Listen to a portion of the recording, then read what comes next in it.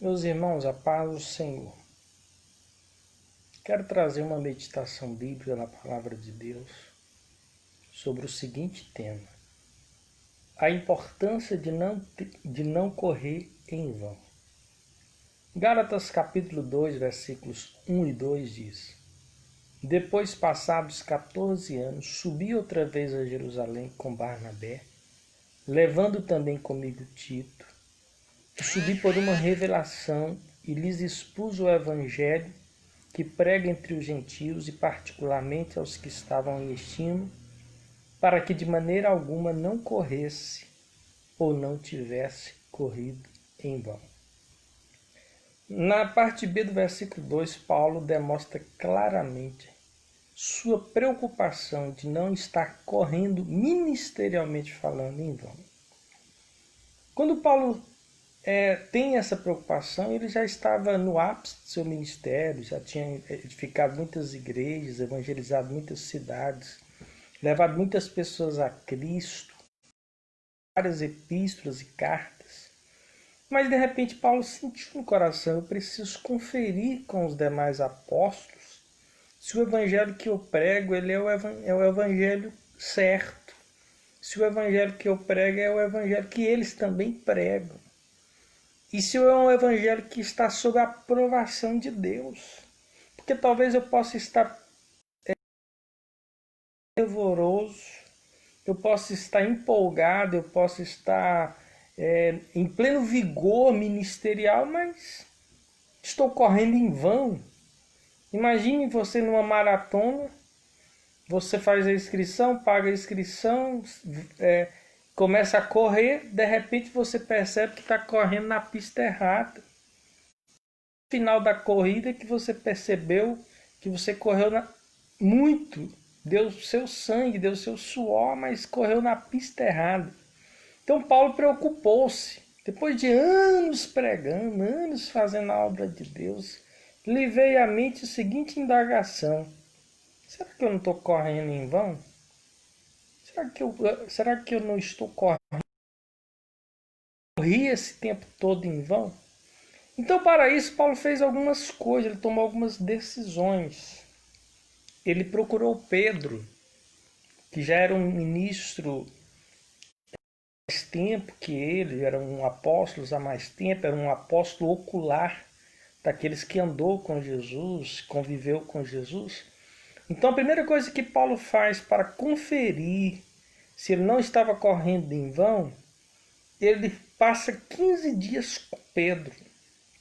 Passa 15 dias com Pedro. Esses 15 dias que Paulo passa com Pedro era justamente tirando dúvidas teológicas, dúvidas doutrinárias, dúvidas em relação às Sagradas Escrituras, dúvidas em relação à revelação de Cristo, dúvidas, quem sabe, em relação à salvação, dúvidas em relação ao ministério, porque Paulo não foi evangelizado por homens. Todos sabemos que a conversão de Paulo foi uma conversão extraordinária, específica, diferente, porque o próprio Cristo que o apresentou a ele e o salvou. Paulo não foi instruído, não foi evangelizado. Então, depois de muito embalo ministerial, de uma carreira extraordinária, Paulo pensa: eu nunca parei para pegar conselhos. Eu nunca parei para fazer uma avaliação. Eu nunca parei para fazer uma reciclagem. Eu nunca parei para participar de um congresso. Eu nunca parei para participar de uma palestra ministerial. Eu nunca parei para participar de um curso ministerial. Eu nunca parei para ouvir pessoas mais velhas que eu, mais experientes. Apesar de Paulo ser considerado o segundo missionário depois de Cristo, foi ele o maior missionário da igreja, da história da igreja. Mas mesmo assim ele pensou: será que eu não estou correndo em vão? Será que eu não estou desperdiçando energias? Mesmo fazendo a obra de Deus, mas será que eu não estou desperdiçando energias, fazendo a obra de Deus de uma maneira distinta, diferente da que deveria ser feita? Então, para isso, Paulo fica 15 dias com Pedro. Ele te dedicou. Então, esses 15 dias eu quero extrair de Pedro, eu quero extrair todas as instruções possíveis de Pedro. Eu quero ouvir Pedro, eu quero saber o que Pedro anda pregando, eu quero conferir a mensagem que ele ensina, a doutrina que ele aplica, a maneira como ele ganha almas, a maneira como ele edifica a igreja. E Paulo passa 15 dias, isso está no capítulo 1, né, de Gálatas, que a Bíblia diz que 3 anos ele foi a Jerusalém para ver Pedro e ficou com ele 15 dias. Ele viu Tiago também nessa ocasião e ali ele se baseou. O cristão ele tem que fazer isso, ele tem que parar e pensar: será que eu não estou correndo em vão? Porque tem gente que está atuante na obra, atuante no ministério. Para fazer essa reflexão. Será que estou dirigindo as minhas forças corretamente? Será que estou dirigindo as minhas energias corretamente? Será que estou dirigindo o meu fervor corretamente? Será que eu estou fazendo a obra de Deus da maneira que é para ser feita? Será que eu estou fazendo a obra de Deus de uma forma que eu tenha a aprovação do Senhor? Será que eu estou fazendo aprovação das minhas lideranças, de pessoas mais experientes ministerialmente que eu? Então, não contente, não realizado na sua plenitude, desses 15 Pedro e também contra Tiago, ele depois de 14 anos ele pensa de novo: será que eu não estou correndo em vão? Aí ele vai para Jerusalém. Foi o texto que eu li, Gálatas 2. Depois de 14 anos, ó, embalado no ministério. Tem gente que está 10, 20, 30 anos embalado na obra, mas quando ele chegar para receber a recompensa, ele vai ficar surpreso, porque ele correu, mas correu em vão. Correu, fez a obra, se doou, suou, dedicou, mas fez em vão, porque não fez do modelo errado. Por exemplo, a arca que Noé construiu. Será que se ele tivesse feito sob medidas diferentes, distintas da que Deus mandou, será que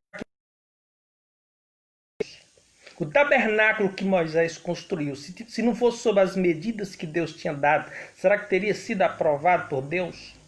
Os sacrifícios de Abraão, até mesmo aquele que lhe ofereceria seu próprio filho, se ele não tivesse feito do jeitinho que Deus mandou, será que ele teria sido considerado o pai da fé?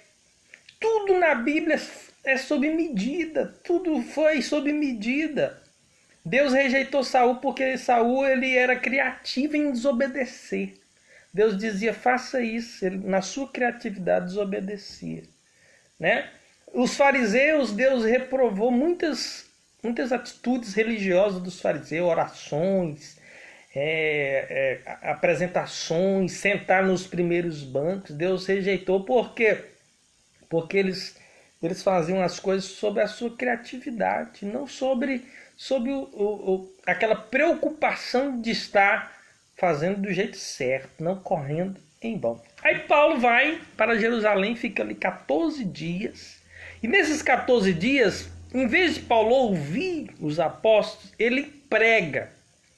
E fala assim para os apóstolos: o evangelho que eu recebi do Senhor, e vocês vão me ouvir. E aí vocês vão avaliar. E vocês vão dizer se eu estou fazendo certo. Dá o diagnóstico, dá o seu parecer, os apóstolos, né? A Bíblia diz que eram apóstolos. Então a Bíblia diz que no versículo 2 ele sobe a Jerusalém por uma revelação e prega. Fala assim: olha, eu quero pregar o que eu ando pregando aí há muitos anos. E para vocês avaliar. Concluindo essa breve meditação, é uma mensagem retórica, uma pergunta meditativa. Será que não está correndo em vão? No dia que você parar para fazer o acerto com Deus, de repente você se depara com a surpresa. Deus vai dizer: eu te mandei para Nínive, mas você foi para Tarsis. Eu te mandei para cá, você foi para lá. Eu te mandei para direita, eu te mandei fazer tal coisa, você fez outra. Então deixa essa pergunta para você, que foi uma pergunta que o apóstolo Paulo pensou. Será que eu não estou correndo em vão? Que Deus em Cristo abençoe os meus irmãos. Compartilhe essa mensagem.